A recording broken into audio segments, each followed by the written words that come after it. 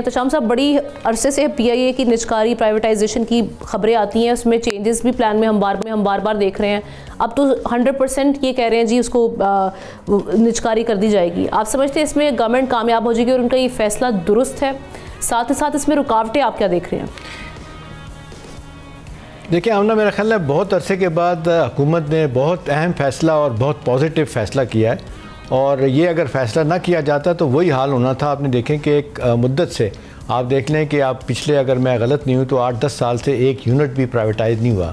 PTI का 3.5 साल दौर देख लें, PDM 1 PDM 2 की देख लें जो आपने थी, और अब आप देख लें साल सवा साल इनको हो गया है, कोई यूनिट नहीं प्राइवेटाइज हो सका। उसकी जो बुनियादी वजूहत हैं उनमें से एक ये भी थी कि हुकूमत कहती थी कि जी ठीक है, हम आपको 18% 20% दे देते हैं शेयर और मैनेजमेंट ट्रांसफ़र कर देते हैं, मैक्सिमम 25% पे मैनेजमेंट ट्रांसफ़र होगी। और दूसरा ये कहा जाता था कि जो पैसा अप फ्रंट आप देंगे वो पैसा हम कहीं और इस्तेमाल करेंगे। तो ये बड़ी बहस होती रही है, और बल्कि एक लॉ बना दिया गया था कि जो प्राइवेटाइजेशन की रिसीट आएंगी वो पैसा जो है ना वो हम गुर्बत के ख़ात्मे के लिए इस्तेमाल करेंगे, जिसको तनकीद का निशाना लोगों ने बनाया। लेकिन फिर भी लोगों ने इसको एक्सेप्ट किया। लेकिन वो पैसा हमना जो आता था वो बजट खसारे के लिए पूरा करने के लिए अपना इस्तेमाल होता था। अब ये बात है कि जिस तरीके से 92.5% पैसा जो है ना, जिस तरीके से वो हुकूमत वो नहीं रखेंगी अपने पास, 7.5% रखेगी, बाकी जो है ना वो पैसा इस्तेमाल किया जाएगा नए फ्लीट ख़रीदने में और पीआई को रीवैम्प करने के हवाले से। तो मेरा ख्याल है बहुत फ़ैसला मस्बत फ़ैसला है, और ये अट्रैक्ट करेगा ना सिर्फ ये जो ट्रांजैक्शन है पीआई की, बाकी ट्रांजैक्शन अगर इसी तरह के फ़ैसले होते हैं कि हुकूमत ये कहती है कि जी ठीक है हमने खुद पैसा नहीं रखना, क्योंकि आमतौर पे यही देखा गया है कि आधे से ज़्यादा पैसा हुकूमत निजकारी का अपने और कामों में इस्तेमाल करती थी, नतीजतन मामलात ख़राब हो जाते थे। अब ये है कि पीआई के जो प्लसेज हैं, तो आपने ख़ुद बता दिया कि 30 बिलियन रुपया उनके पास इक्विटी है। उसके बाद आप देख लें 18% सेल टैक्स वो जो नए फ्लीट ख़रीदने पे जो था वो हुकूमत ने ख़त्म कर दिया है। फिर यह है कि तकरीबन इनका 35 बिलियन रुपए का पीए का टैक्स रेवेन्यू क्रेडिट का जो था मामला उसको डेफर कर दिया है कि नहीं लिया जाएगा आपसे।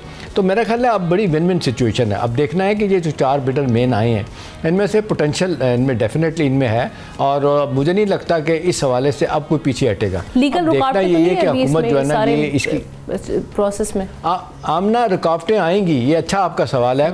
अगर ट्रांसपेरेंसी ना रखी गई, अगर किसी एक ग्रुप को मंजूर नज़र को फ़ैसला किया गया कि देना है और वो ग्रुप इतना तकड़ा नहीं है, वैसे तो 4 ग्रुप हैं, नाम लेने की ज़रूरत नहीं, बार बार उनके नाम भी आए हैं।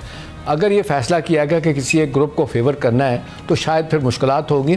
बाकी लोग जो है ना, फिर तीनों जो बिडर कामयाब नहीं होंगे वो प्रेस कॉन्फ्रेंस करेंगे और हुकूमत पे क्रिटिसिज्म आएगा, और पीआई की निजकारी के बाद अगर जैसे भी हो जाती है तो बाकी प्राइवेटाइजेशन जो होनी है बाकी यूनिट्स की 90 के करीब और यूनिट पड़े हुए हैं, लॉस मेकिंग ज़्यादा है, उनके लिए उनकी प्राइवेटाइजेशन में मुश्किलात होगी। तो अपरेंटली मुझे लगता है कि हुकूमत को बात समझ आ गई है, एक तो ट्रांसपेरेंसी रखनी है, किसी एक पर्टिकुलर ग्रुप को फ़ायदा नहीं पहुंचाना, और तीसरा ये ख्वाहिश है कि पीआईए को वाकई जिसको एक मिसाली एयरलाइन जो एक ज़माने में थी उसको वापस लाया जाए, बनाया जाए। तो बहुत सारी चीज़ें हो सकती हैं, क्रिटिसिज्म की तरफ नहीं जाते। बहुत नुकसान हुआ, गुलाम सरवर खान ने जो नुकसान पहुँचाया, हवासाजी के थे मिनिस्टर थे एविएशन के, वो आपको याद है उन्होंने कहा था पीआई के ज़्यादातर लोग जो है ना पायलट हैं उनके पास जाली वो हैं लाइसेंसेस हैं। तो उसका ना सिर्फ ये हुआ कि पीआई को नुकसान हुआ, बहुत सारे पाकिस्तानी पायलट आमना जो बाकी और दूसरी इंटरनेशनल एयरलाइन में थे, फॉरेन एयरलाइन पे थे, उनको भी जॉब से निकाल दिया गया।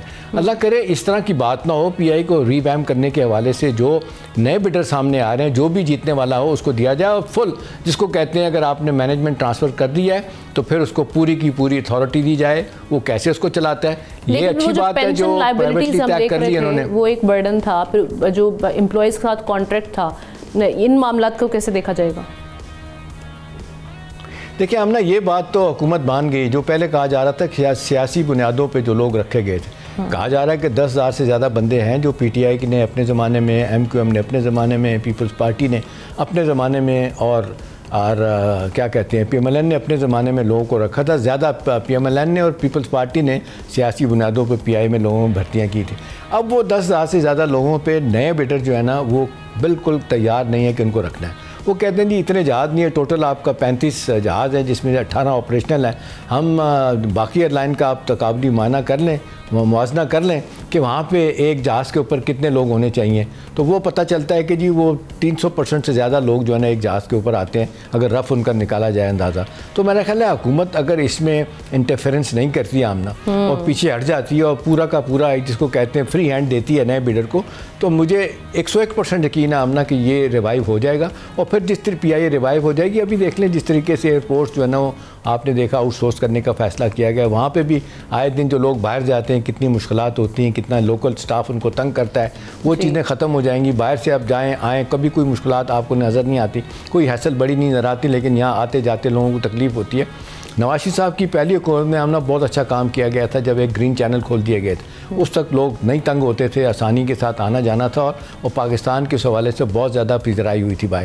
तो अब मेरा ख्याल है ये वक्त आ गया कि इसको सीरियसली इसको टेकअप किया जाए मामले को। और जिस तरीके से आपने देखा बिडिंग किस तारीख को होनी है, अब आप देख लें अभी 23 तारीख को निजकारी उसकी का डेट है और होपफुली ये हो जाती है, किसी एक नए बिडर को दे दिया जाता है, तो मुझे लगता है कि PIA को दोबारा रिवाइव कर दिया जाएगा, चलाने में आसानी लगती है। ख़बर इसमें ये आमना कि हुकूमत ने कहा है कि जी हम पहला तजर्बा करके नाकाम हो गए हैं। जो पहले आपने देखा सिर्फ एक बिडर आया था, वो भी आपने देखा हुजूर सोसाइटी वाला बंदा जिसने 10 अरब रुपये की बोली लगाई थी। 10 अरब तो आप देख लें क्या है। तो अब लगता है कि हुकूमत ने बताया तो नहीं है कि रेफरेंस प्राइस क्या रखी, मेरी इत्तला के अभी तक नहीं रखी कि क्या है, उससे कम पे देंगे कि नहीं देंगे, लेकिन ज़्यादातर चांसेस हैं कि अच्छी रेफरेंस प्राइस मिल जाएगी। सब्सक्राइब करें और बेल दबाएं ताकि कोई खबर रह न जाए।